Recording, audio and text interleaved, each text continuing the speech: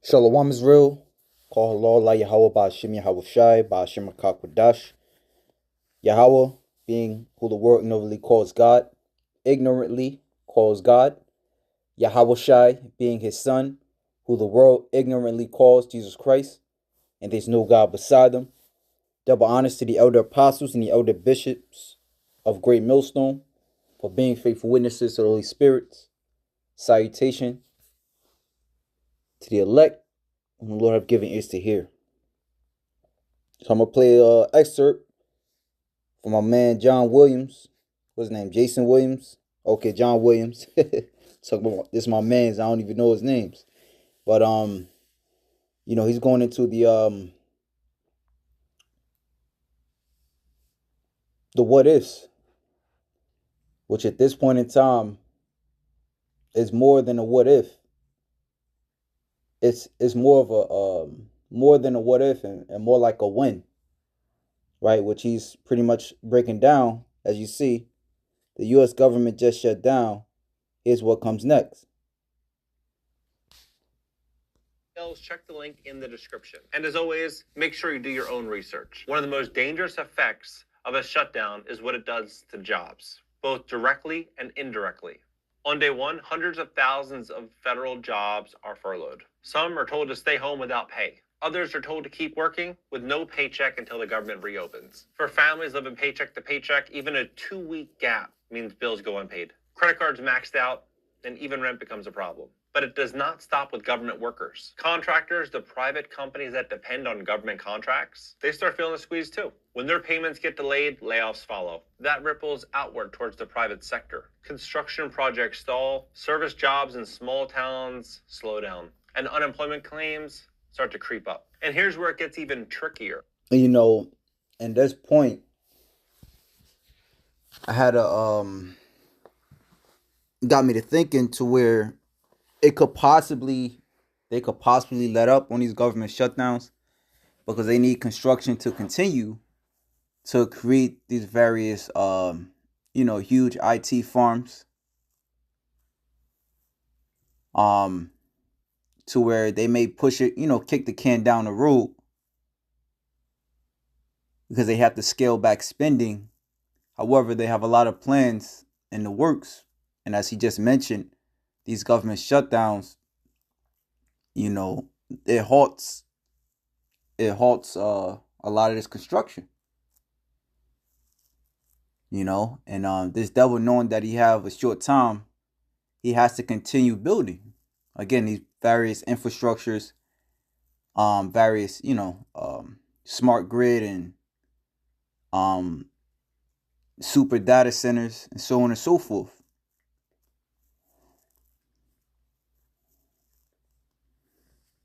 During a shutdown, the government stops releasing official economic data. That includes the monthly job report, the single most important bit of information for the Federal Reserve and for Wall Street. So just as the job market is weakening, policymakers are flying blind. Business owners, they don't know how bad it is. The Fed doesn't have reliable numbers, and investors are left guessing. Think about that. Oh, he was also talking about those that receive SNAP and WIC benefits is going to be halted. You got to think of the agriculture, all right, which farmers. I was looking it up. They says pretty much like government grants are essential for farmers, especially. What see something.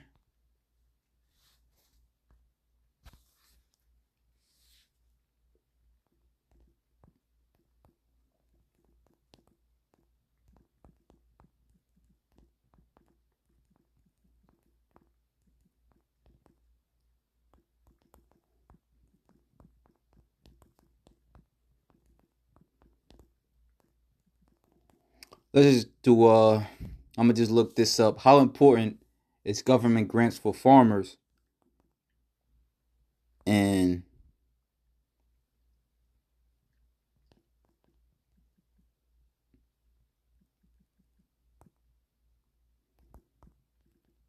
yeah, let's just keep it simple.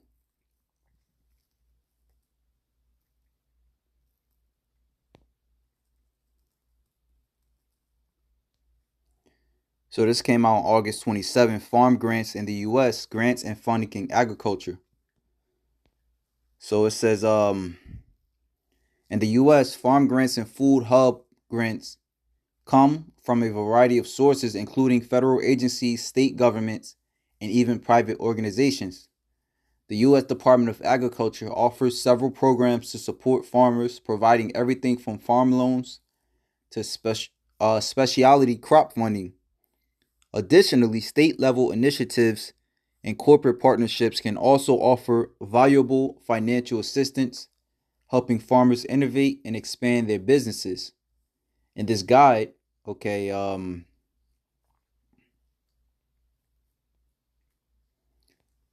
so I mean, I don't got to go through it. The title of each section tells it all, where it says the government pretty much they get grants from the state. Various nonprofit and private companies provide funding for specific farming initiatives. All right, yada yada yada.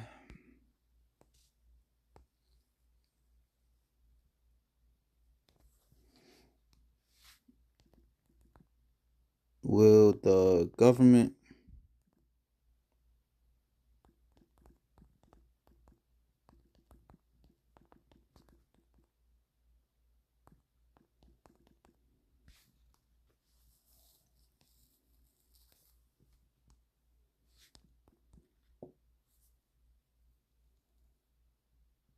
All right, so this is from News Nation. Government shutdown could halt some aid for U.S. farmers. It says USDA Farm Service Agency, which handles aid programs for the nation's growers, will be among the department's hardest hit. Approximately 6,400 of the 9,400 who work at the agency are expected to be furloughed, according to reports. Activities deemed critical, some lab operations and food safety expectations will continue, while non-mandatory data collection and most research will be halted.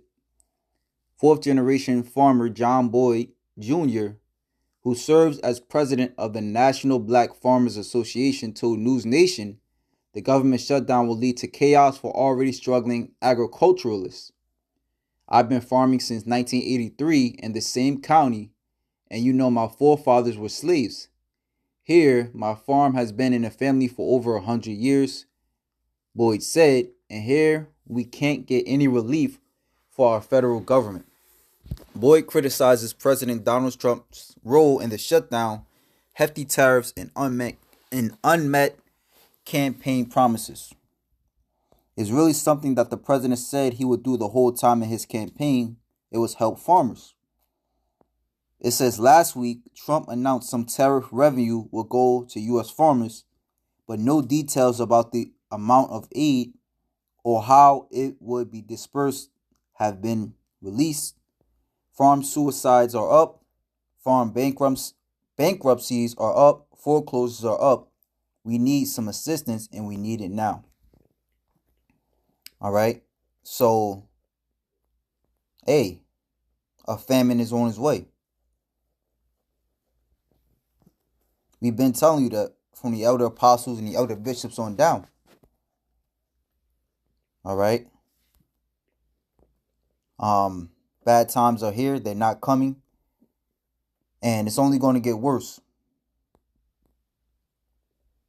From various years, of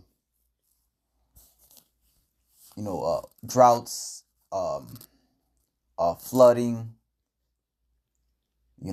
increased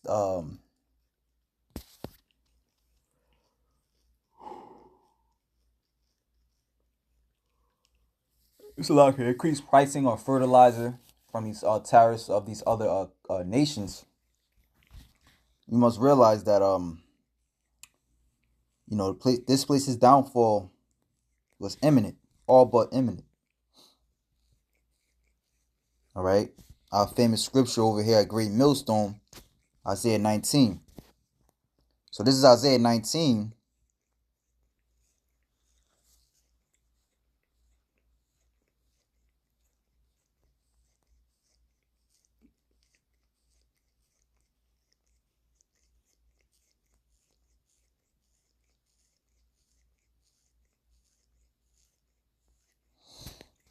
Salakia.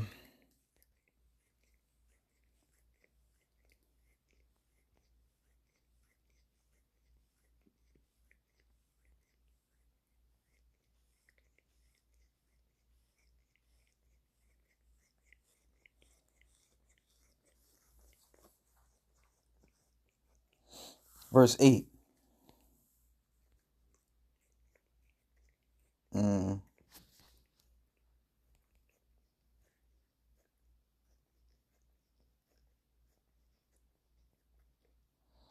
The fishermen will lament for lack of work.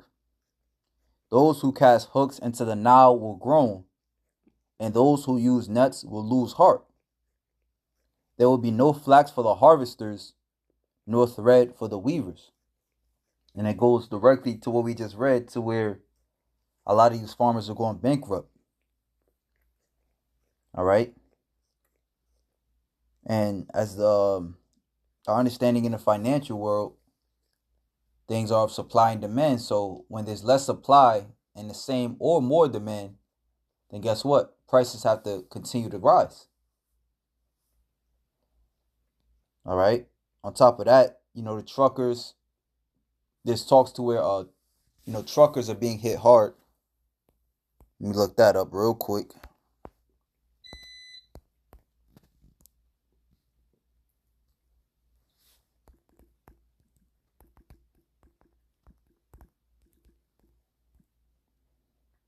Industry just got shook up. For better or worse, you be the judge. Let me explain. 300,000 truck drivers potentially stripped of their CDL. What does that mean? Meaning you don't have the proper paperwork. No asylum seekers anymore, no work visas anymore. You must have a green card or a citizenship to able to obtain a CDL. This is mandatory in all states. Every state must comply, effective immediately, due to the fact of all the accidents been happening. And let's be honest, the trucking industry's been garbage for the past 4 or 5 years due to the fact there's too many truck drivers coming in from overseas. I'm all for people for a better life, but you have to come here legally to operate a semi-truck. A semi-truck, fully loaded, is a freight train. It has to be operated by a person that's properly trained, able to speak, read, and write the language. Now, even green card holders, you're not safe. What does that mean? If you get pulled over by a state trooper or you get pulled in the weigh station, they're going to test you, see if you're able to comprehend, understand, and reply back to their questions and answers, right? Now, there is no shortage of drivers. There will not be no shortage. It's oversaturated. This is, I think, is going to be benefit for every driver across the country that is here doing. So, imagine that you work at a factory. You make $25 an hour. You work 40 hours a week, but one day your boss. Our trucking has completely went flat bottom, man. I can honestly tell you these past. Imagine. Okay, so let's check this guy out. Come on, man. Salaki. Like, exactly. That's Trucking industry just got shook up. For better or worse, you be Shabab Jawazu, do your research. Shabab Bishtan Mai, the guy that works with me. Alright, let's just do this.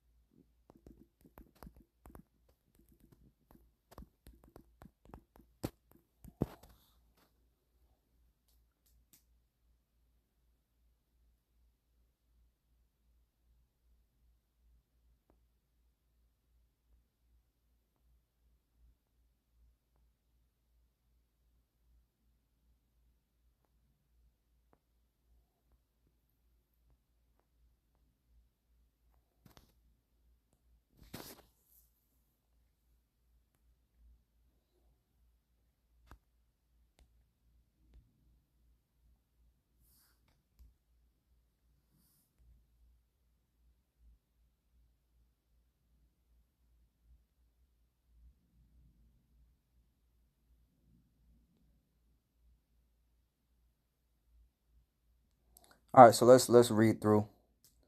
And Salakia, for the weight, this thing's it's coming to me as I go through the lesson. So Baba Kushal, please bear with me. So as I mentioned before, trucking in addition to farming, is all going downhill. And in that case, we know that a famine is right around the corner.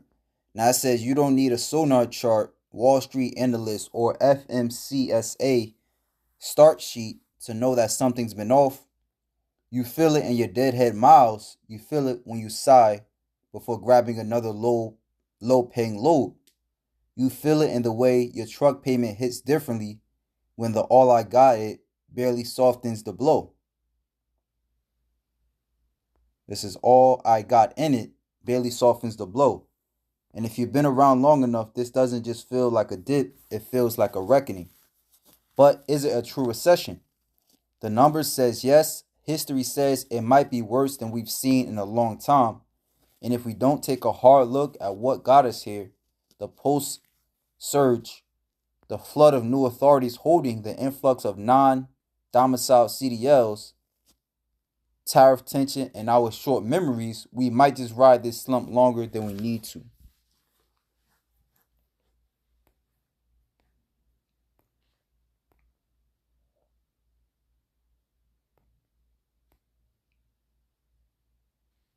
So let's go into the sign number 3. What the charts are screaming at us. It says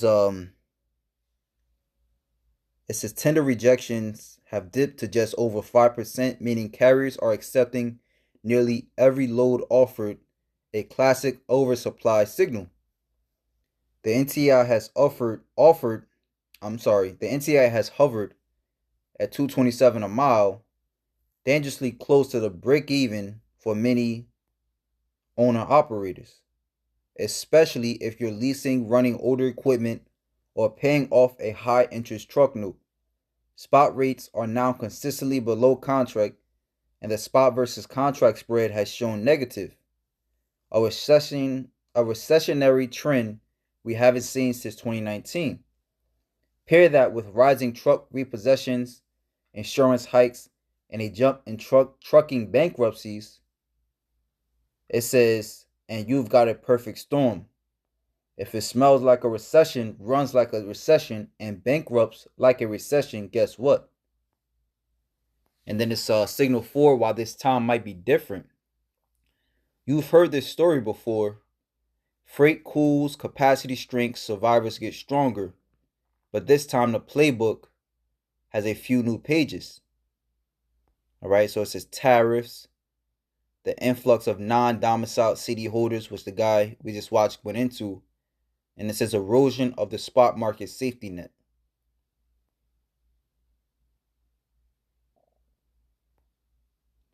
Then sign 5, bankruptcies are quiet, but they're climbing.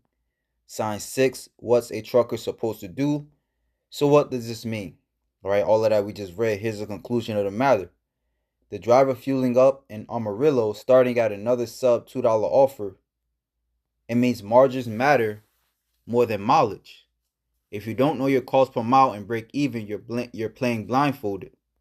The spot market isn't your fallback anymore. Start prioritizing direct shipper relationships, regional freight, and lean it into your network. Don't ignore the signs. If your maintenance bills are stacking, your insurance is up, and your revenue is shrinking, don't just wait for it to come back. Look at consolidation, partnerships, or even temporary leasing under a stable carrier.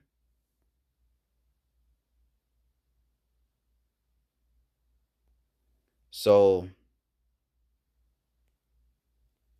it says, is this the great trucking recession? If you define it by rate erosion, carrier exits, imbalance of supply demand, and operational pain, it absolutely qualifies. This isn't a moment, it's a multi-year correction. Okay? And it's going to keep going. All right? So let me see. I want to see what else this guy's speaking on.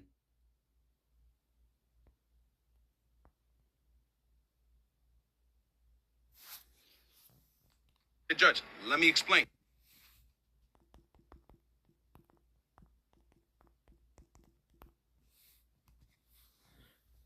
Trucking has completely went flat bottom, man. I can honestly tell you these past 3 weeks, this is including the third week that I'm in right now, you get a few runs here and there. I'm in Chicago, right? And it's getting bad. I don't know, what do you tell your drivers, right? You just give them the whole concept of be patient.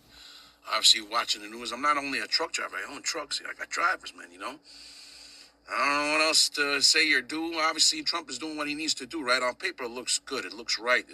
But we're going to have to try to weather the tide, you know what I'm saying? But, man, I mean, it's getting bad, right? And I know a lot of people in other businesses that are complaining too, right? Everybody's watching the news, waiting for this whole situation to die down with this whole tariff thing back and forth. And I don't see no end in sight. I know some of my guys that are owner-operators, a lot of them gave up not having a plan in place after they quit. And they just saying, hey, I'm going to wing it. I don't know. I'll figure something out. But, man, me personally, my advice, anybody, it doesn't matter if you're a truck driver now. Whatever you're doing for a living and you don't want to do that no more, find you another source of income before you quit. Never quit until you have another option, right? You're going to quit and just sit there and wait. What are you going to do? My advice, man, do not quit something until you have something in line, ready to go. Trucking has completely... Yeah, man. So it's going downhill for everybody. And as we're reading, it says, there will be no flax for the harvesters, nor thread for the weavers. They will be in deep despair, and all the workers will be sick at heart. What fools are the officials of Zoan? Their best counsel to the king of Egypt is stupid and wrong. Will they boast to Pharaoh of their wisdom? Will they dare bring about their wise ancestors? Where are your wise counselors, Pharaoh? Let them tell you what God plans, what the Lord of heaven's armies is going to do to Egypt. The officials of Zoan are fools, and the officials of Memphis are deluded. All right. And essentially the Lord is putting on the spirit of these devils to destroy this place. Because the Lord wants to destroy this place. As written of in Malachi 1, they shall build, but I will throw down. Right? And the morale is done. And, this guy, as I mentioned, or the video I played in the beginning of this lesson, John Williams, he was speaking on how even police officers and, people that are used to bring order, they're not being paid. So it's only a matter of time before, they go out and get it on their own. All right. And through the spirit, I posed a question at camp yesterday to, if everyone's out of order, who's going to be used to bring order? It's going to have to be these troops and these NGOs, got non-governmental organizations. And they're not going to be nice. Right? In the aspect of, just be patient, we working on it. It's not going to cut it when people are already living paycheck to paycheck. Right? Like Jerusalem said, when people have nothing to lose, they lose it. So it says, the Lord has sent a spirit of foolishness on them, so all their suggestions are wrong. They cause Egypt to stagger like a drunk in his vomit. Right? And these devils gonna have no money for their own people, but they got all the money in the world, for these small hats over there in the land. All right, and best believe that should be an eye raiser to who really runs this place. So it says, there's nothing Egypt can do. All are helpless, the head and the tail, the noble palm branch and the lowly reed. Well, as it says in the KJV,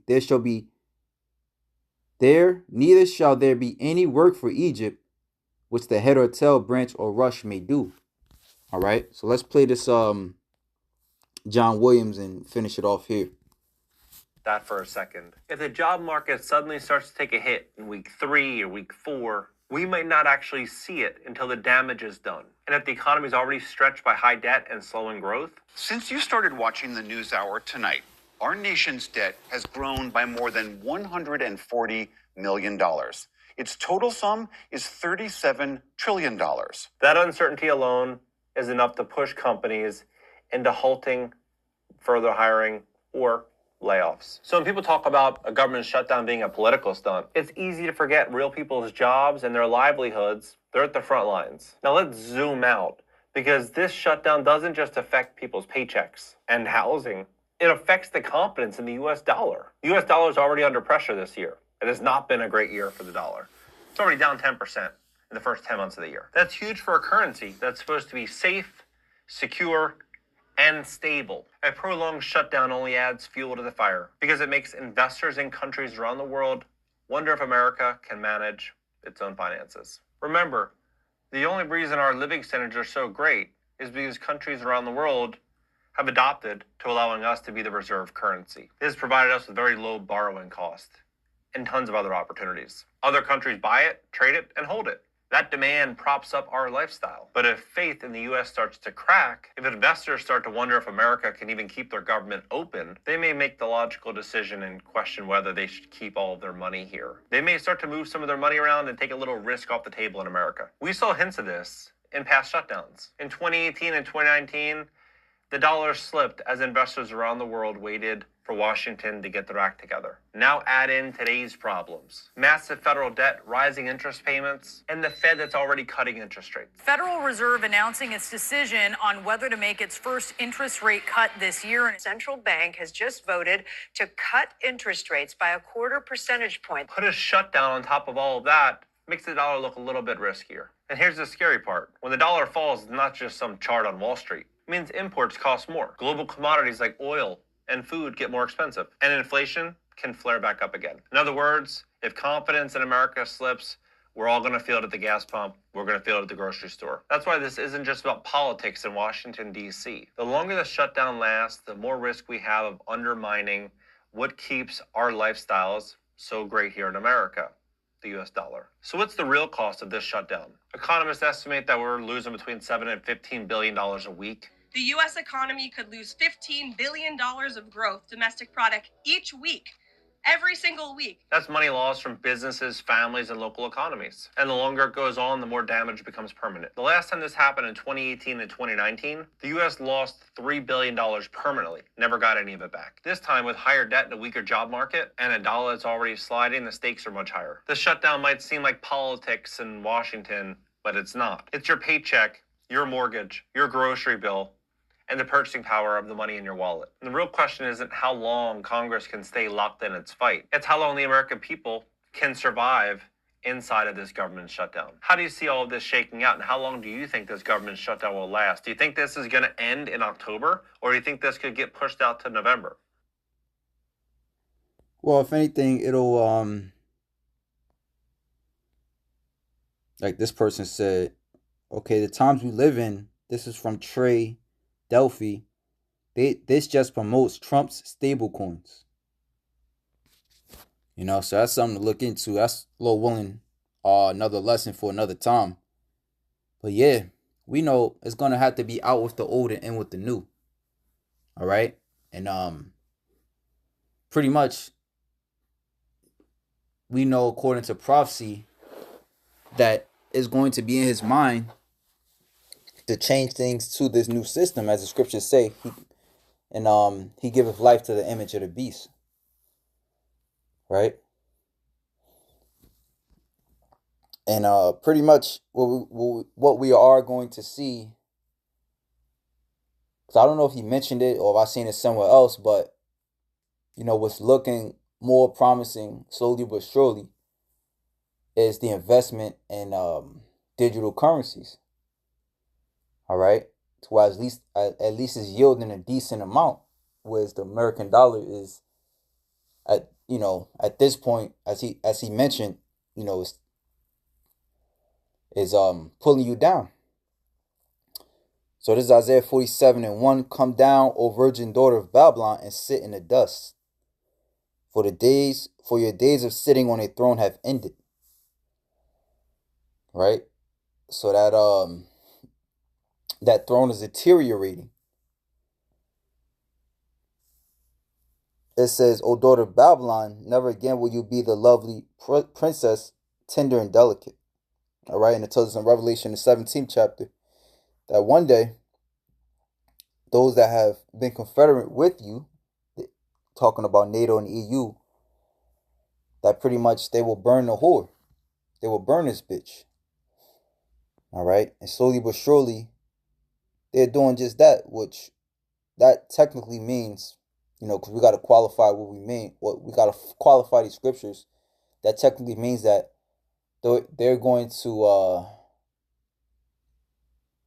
indulge in shooting nuclear missiles on this place, right? But we see the beginning of that, of them losing hope, love, reverence for this place. So if that, shalom to the elect.